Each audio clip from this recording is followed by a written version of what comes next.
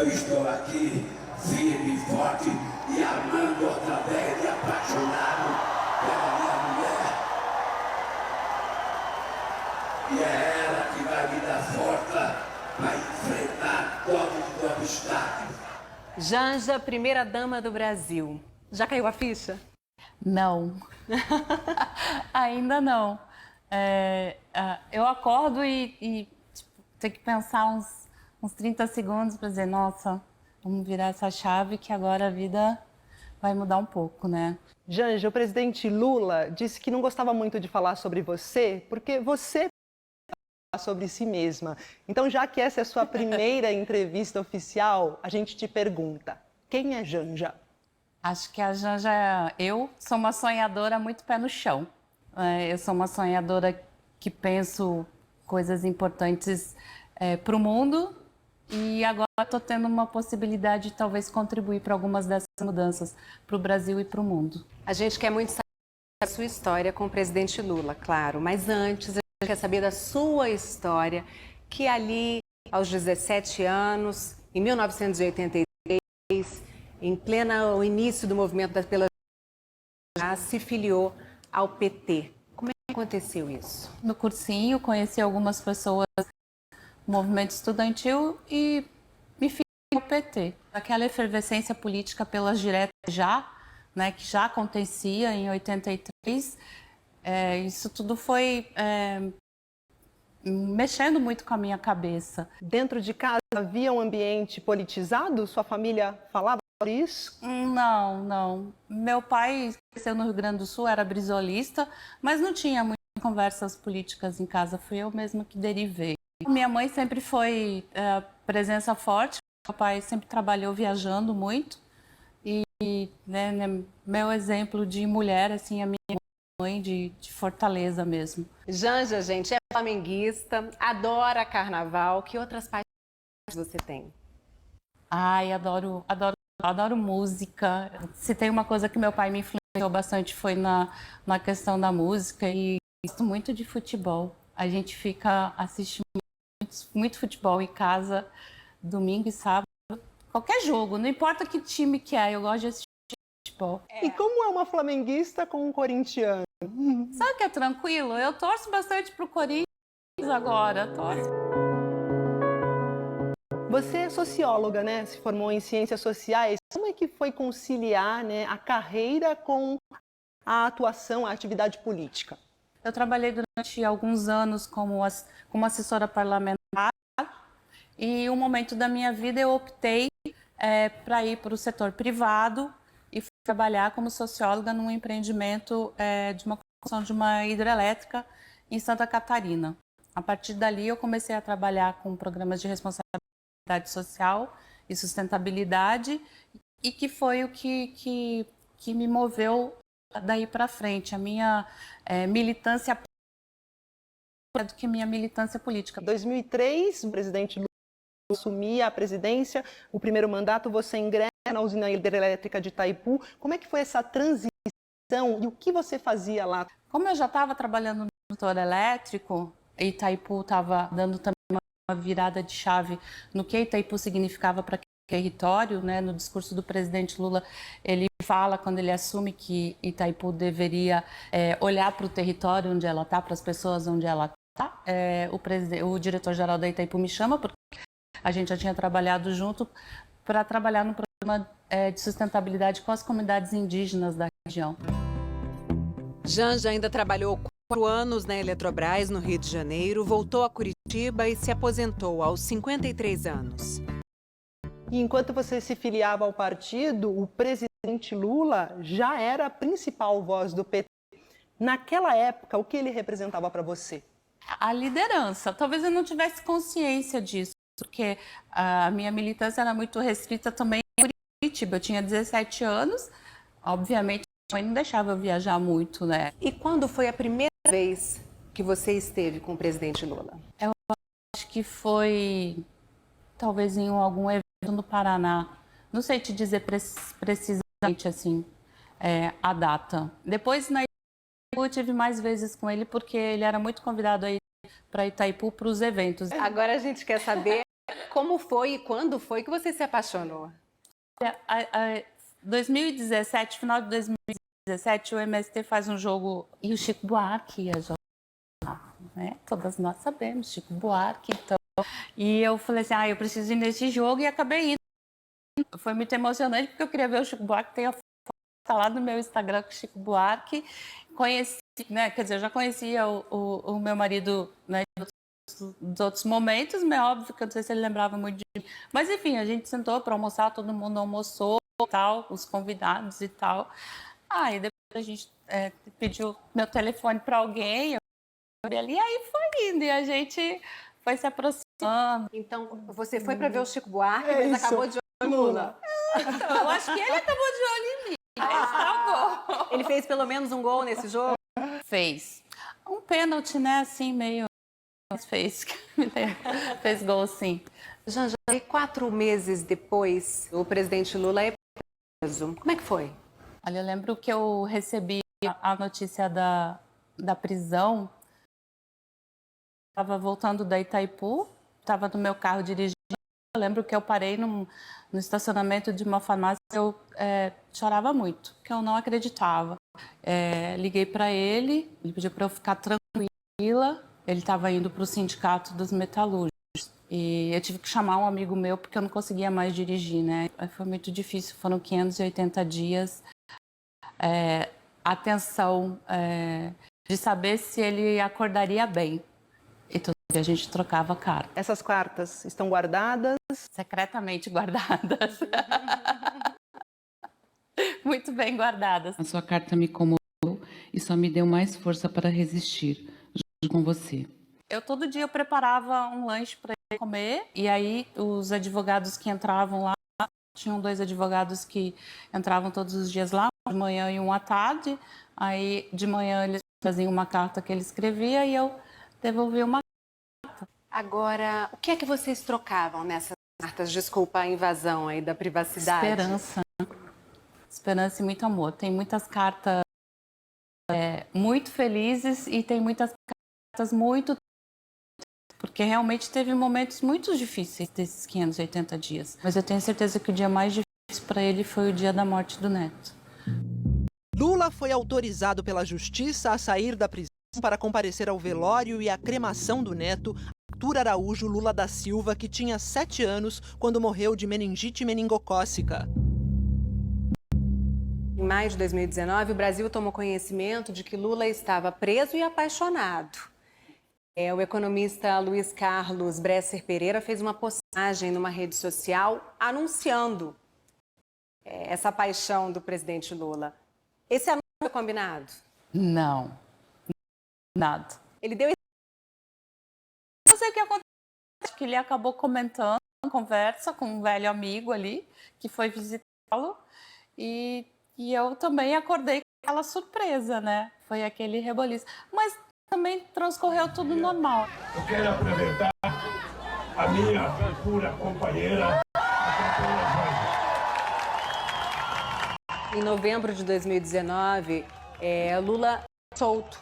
E ali na frente dos fotógrafos, né, diante de todo mundo, faz uma declaração de amor, te dá um beijo. Foi ali mesmo que ele te pediu em casamento ou ele já tinha te pedido antes? Na verdade, a gente já tinha falado em muitas casas do casamento. A gente planejou, a gente... Janja, voltando para aquele dia em que o Lula foi solto, como é que foi? Foi um momento de muita felicidade. Foi um momento em que a gente viu talvez a esperança sair de dentro daquela prisão. Eu fiquei parada, eu estava do lado de fora do portão da Polícia Federal e eu não mexi, eu fiquei parada. E quando eu vi, ele estava me abraçando. A partir dali era Lula e Janja, Janja e Lula. Total. Eu não tive dúvida, arrumei minha mala e vim para São Bernardo com ele. Claro, sem deixar toda uma estrutura para minha mãe. Fiquei indo e vindo entre Curitiba e São Bernardo até a pandemia vir. Como foi passar por essa fase? Foi bem difícil no começo, porque eu não pude ver minha mãe com medo de contaminação, então ela ficou em casa aqui com 2 cuidadoras. Só que teve um momento que eu resolvi, eu falei, não, eu não posso, eu preciso da minha mãe aqui perto. E aí ela ficou com a gente, foi muito, muito bom os meses que a gente ficou ali, difíceis, mas ela perto de mim era o que importava. Você perdeu sua mãe durante a pandemia? Foi talvez um dos momentos mais tristes da minha vida. Quando ela foi diagnosticada com Alzheimer, que é uma doença muito triste, isso foi em 2016, 2017, eu me preparei psicologicamente para perder minha mãe para o Alzheimer. Mas eu não tinha me preparado para perder ela para o Covid. E foram momentos muito difíceis que eu passei praticamente sozinha, porque quando ela foi internada por uma infecção urinária e pegou o Covid no pronto-socorro que ela foi atendida. A gente, com todos os cuidados, deixando ela super preservada por conta da idade, acabou se contaminando dentro de um hospital. Tem uma pessoa que não está aqui comigo hoje e que, infelizmente, eu perdi para a Covid. A mãe não está aqui comigo hoje. E ela morreu no dia do aniversário dela. A morte dela foi mais difícil porque eu fui ao hospital no dia 27 de outubro, o marido já tinha voltado para casa, era aniversário dele, eu tinha organizado uma festinha ali com um bolo, meios filhos e tal, e eu fui ao hospital antes da gente cantar o parabéns para ele, para ver minha mãe, porque ela já tinha saído da UTI, né? Eu tinha uma esperança, né? E quando eu cheguei no hospital novo, e quando eu voltei para casa, a gente cantou parabéns, e de fato virou a meia-noite, era aniversário da minha mãe e ela morreu no dia do aniversário dela.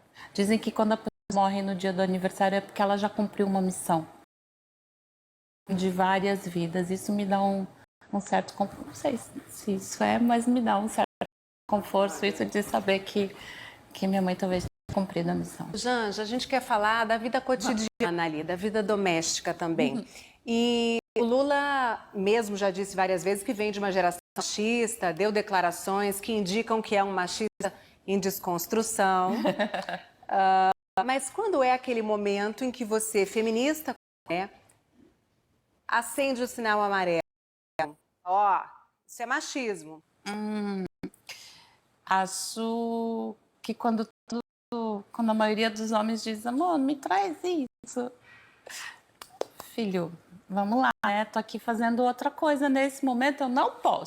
Então, vamos lá, vamos dividir. Mas ele é muito tranquilo, assim. Em casa a gente tem no domingo, normalmente, que a gente fica mais sozinho, ele lava a louça do café, ele me ajuda. Tem uma coisa que eu me lembro agora, até você, mas eu vou citar assim, ele sempre se refere à esposa do Haddad, ele sempre fala, o Haddad é a esposa do Haddad. Aí eu sempre grito de lá, Ana Estela, porque, né? É o nome dela, não é só a esposa, ela é a Ana dela. Não que faça por mal, mas porque... E já senta para conversar com ele também sobre antirracismo? Eu acho que tanto ele quanto eu, a gente está aprendendo bastante juntos sobre isso. Tenho aprendido bastante, tenho conversado bastante sobre esse tema, sabe?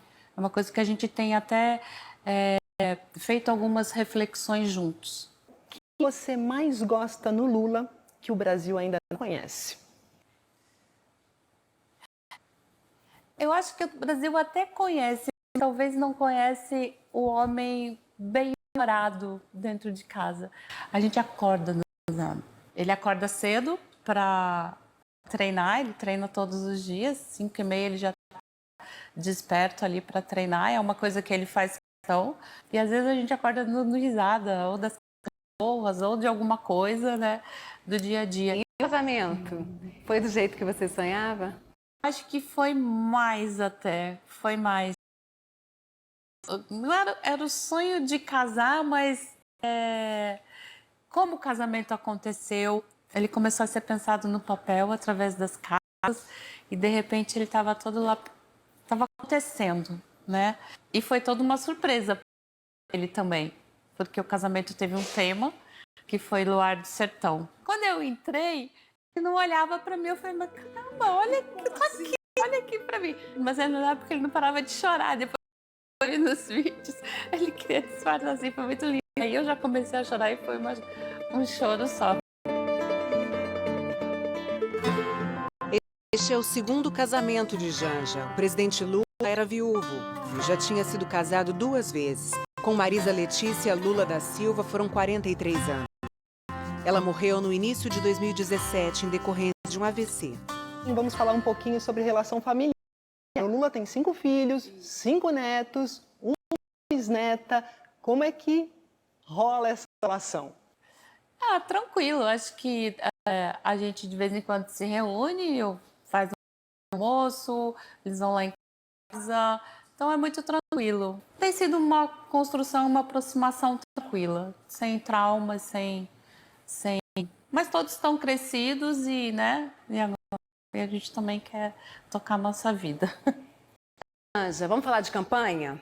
Você foi uma presença forte, atuante, mobilizou apoio, declarações públicas de artistas e de outras ordens.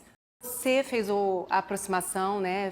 Deu o telefonema para Simone Tebet e naturalmente fez uma articulação que poderia ter sido feita por outros políticos com mais experiência, seria natural. Como é que surgiu o seu nome para essa articulação política importante? Não tem nada. Acontece muitas coisas ali no calor do que está acontecendo naquele momento mesmo, né? O telefonema para Simone, a gente estava em casa, peguei, vamos ligar, falei com a senadora, né? Botei os dois conversaram, né? Não foi nada, não, você vai ligar. Um papel de articulação política. O meu Mas papel na prática, você sabe disso, né? Não, pode até ter acontecido, mas não que tenha sido uma coisa planejada. Era importante falar com ela, era importante conversar com ela, primeiro dizer que o que ela fez foi uma campanha significativa do ponto do olhar feminino, né, para uma eleição. Acho que ela trouxe isso, ela trouxe essa importância da participação feminina e ela teve um papel importantíssimo no segundo turno e eu tinha certeza de que seria assim do jeito que foi. Foi um enorme capital. Foi importantíssimo. Tanto ela quanto Marina para o Brasil, né? As duas trilharam ali juntas esse segundo turno e foi muito importante. Existia um núcleo forte de mulheres, né? Você, Gleisi Hoffmann, Simone Tebet, Silva, Elisiane Gama. Como vocês traçavam estratégias? Havia reuniões? Não deu tempo nem de fazer essas reuniões, porque a campanha do segundo turno foi muito intensa, né? A gente conversava assim, um pouco antes dos atos e tal. Conversei algumas vezes com a Simone por WhatsApp, algumas pautas importantes, principalmente ligadas às mulheres. Eu acho que a gente foi meio que no instinto feminino mesmo e fazendo as coisas aí no segundo turno. Agora, esse seu jeito atuante, espontâneo, também despertou algumas críticas internas. Como você lidou com a resistência de parte da campanha? Sinceramente, mas eu não me incomodei com isso, porque a opinião que importava para mim nesse momento da campanha era do meu marido. Se era importante para ele eu estar fazendo algumas coisas e estar do lado dele.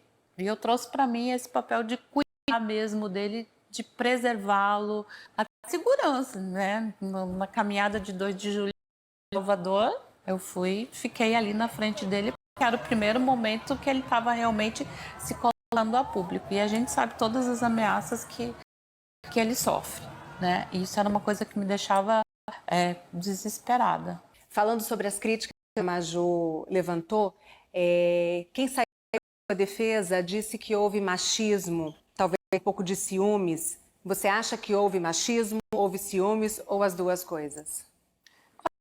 Foi um pouquinho de cada um. Sim. Houve machismo porque talvez a figura do Lula por si só não bastasse. E agora tem uma mulher do lado dele, não que complemente, mas que soma com ele algumas coisas, entendeu? Então hoje eu acho importante olhar para ele, olha para ele e também tá me vendo. Isso não acontecia antes, só olhava para ele. Tem um complemento, é uma soma, que sou eu. E não é porque eu tô do lado dele, é porque eu sou essa pessoa. Eu sou a pessoa que é propositiva, que não fica sentada, que vai e faz. Porque eu queria ver se eu via alguma princesa por aí ou por aqui. Não tem, sabe por quê? Porque aqui só tem mulher de luta. Durante a campanha, você convocou as mulheres a eleger o Lula e esse pedido foi atendido. Como é que você pretende devolver essa confiança depositada, retribuir?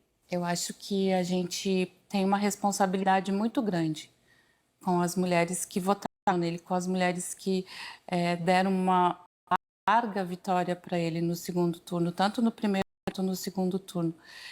E são aquelas mulheres que olham para ele e veem talvez um pouco mais de dignidade. Eu acho que essa é a palavra, de uma vida com um pouco mais de dignidade. Você é muito popular nas redes sociais, suas dancinhas viralizaram.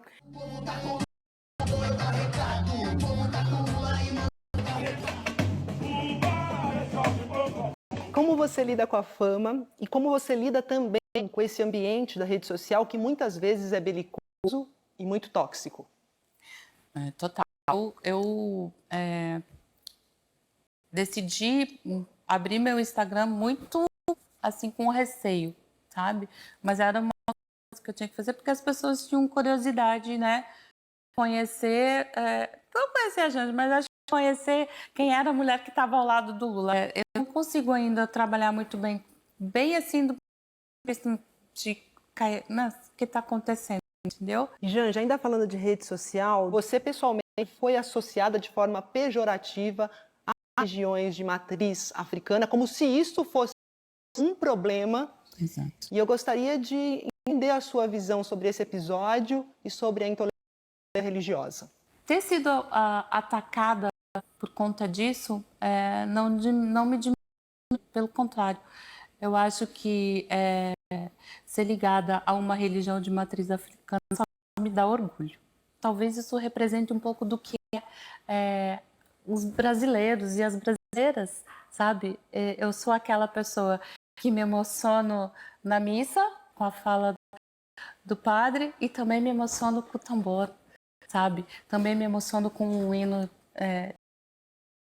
Muitas pessoas disseram para mim, você precisa apagar aquela foto minha lá no Instagram com algumas imagens de orixá. Eu não vou apagar. Aquilo também me representa. Janja, o Lula já disse que quem tem uma causa não envelhece. Mas qual é a sua participação naquela energia toda do presidente aos 77 anos?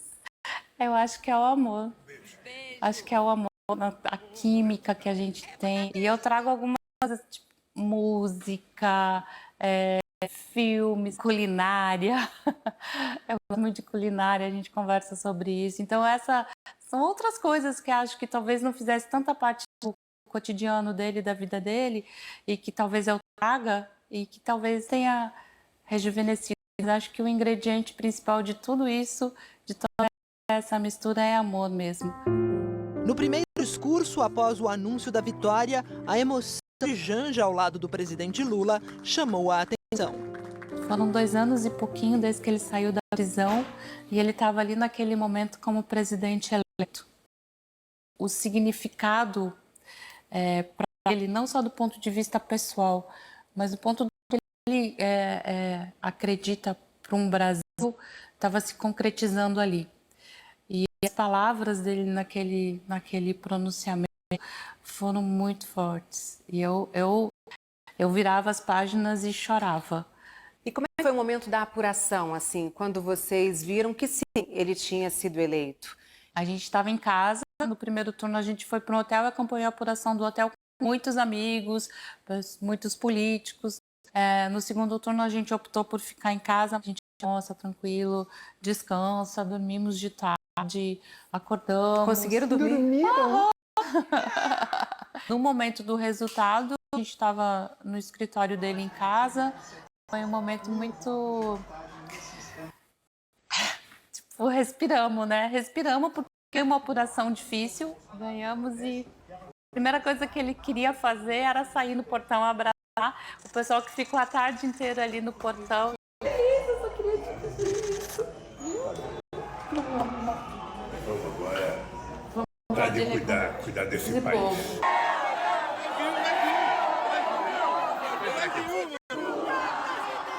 Janja, você mesmo falou e a gente viu ao longo da campanha o quanto você é cuidadosa. Leva um boné, né? Lula, protege, faz ali a segurança dele. Como é que vai ser isso na presidência? Eu vou continuar do lado dele. Eu não vou, pelo menos eu acho que eu não vou ficar. Ele vai sair para trabalhar, eu vou ficar em casa. Isso vai ser difícil de acontecer, porque não é da minha personalidade, né? Então a gente vai estar junto, vou estar do lado dele. Eu acho que praticamente boa parte do tempo, né?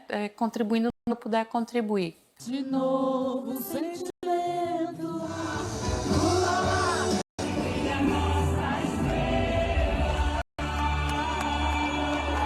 E você cantou em vários eventos públicos ao longo da campanha. Vai cantar na posse? Não sei, posso cantar. Eu cantar é uma coisa que me faz feliz. Eu já falei. Eu falei um dia no. O pessoal ficou falando, você desafina. Não importa. O que importa é ficar sem medo de ser feliz. E eu vou estar muito feliz no 1º de janeiro por tudo. Por ele, pelo Brasil, sabe? Pela esperança, pelo amor. Eu vou estar feliz e com certeza eu vou. E você ama animais de estimação, então teremos Resistência E Paris subindo rampa mesmo? Paris eu não sei, mas Resistência certamente, porque ela tem todo um simbólico. Ela é nosso amuletinho, eu diria assim. A Resistência foi adotada pela Vigília. Ela ficou alguns meses na Vigília, mas como era muito frio em Curitiba, ela ficou doentinha. Eu falei, vamos lá, Resistência, você vai para minha casa. Ela foi, contei isso por carta para ele, olha só, temos uma filha nova. O pessoal da Vigília sempre falou, a Resistência vai subir ainda a rampa do Planalto. A Resistência estará lá. Você já chegou a dizer que gostaria de ressignificar o papel de primeira-dama. Como você pretende, então, atuar, tendo em vista essa sua fala? Então, quando eu falo em ressignificar, talvez não seja o conceito propriamente, mas na verdade talvez eu queira ressignificar o conteúdo do que é ser uma primeira-dama. Talvez trazendo algumas coisas importantes, de algumas pautas importantes, né, para as mulheres, para as pessoas, para as famílias, de uma talvez seja esse um papel mais de articulação com a sociedade civil. Eu vou estar do seu lado, junto. Alguma primeira-dama te inspira? Olha, quando eu estive na Argentina, eu visitei a casa de Evita, o Museu de Evita Peron, e me revelaram algumas coisas sobre a história dela que eu acho que talvez todo mundo, tem toda a sociedade brasileira conhece. Não conhece o papel que ela teve para as mulheres naquele momento histórico da Argentina.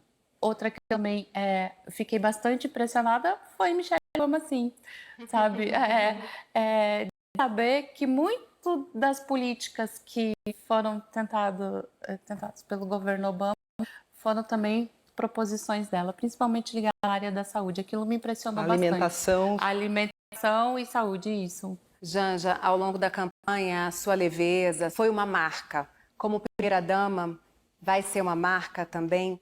É bem provável, porque eu não sou muito uma mulher de muitos protocolos. Eu acho que essa minha, talvez, essa coisa mais de estar perto, de querer, de conversar, de estar olho no olho, talvez eu traga um pouco para esse momento, né, que a gente vai viver no Brasil. De estar mais perto, sem muita rigidez, né, aquela coisa muito diplomática. Aguardemos a posse.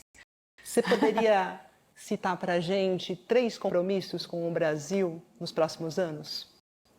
Eu acho que compromisso meu, com certeza, é trazer à luz alguns temas que eu carrego na minha história. A questão de violência contra as mulheres, esse sim, vamos trabalhar isso com muita força. Eu quero atuar bastante nisso. Fazer essa discussão com a sociedade. Não é com medida provisória que você resolve essa questão. Alimentação é outro compromisso importante.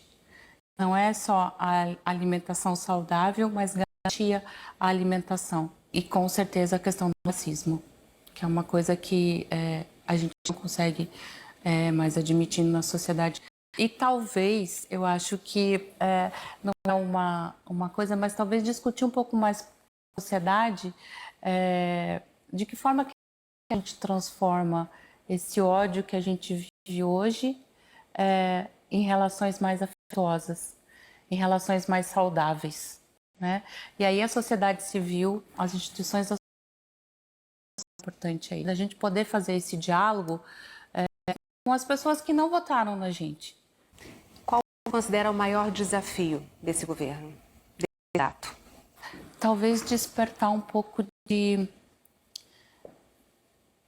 solidariedade e de compaixão numa parcela da população brasileira que parece que deixou isso perdido em algum lugar. É muito difícil para mim andar pelas ruas de São Paulo e pensar em algumas pessoas que não olham pelo vidro, que não veem famílias inteiras morando na rua. Eu acho que esse vai ser o maior desafio, da gente talvez despertar, reacender a chama da solidariedade na sociedade brasileira, uma parcela da sociedade brasileira que acho que ela não está apagada. Eu acho que ela só precisa ser assoprada, que chama ali, sabe? Porque o povo brasileiro assim, sempre foi o povo, né? Uma população da solidariedade e do amor. Então, eu acho que está latente ali, a gente precisa reacender essa chama. Boa sorte. Obrigada. Obrigada. Obrigada, boa sorte Muito nesse obrigada. desafio.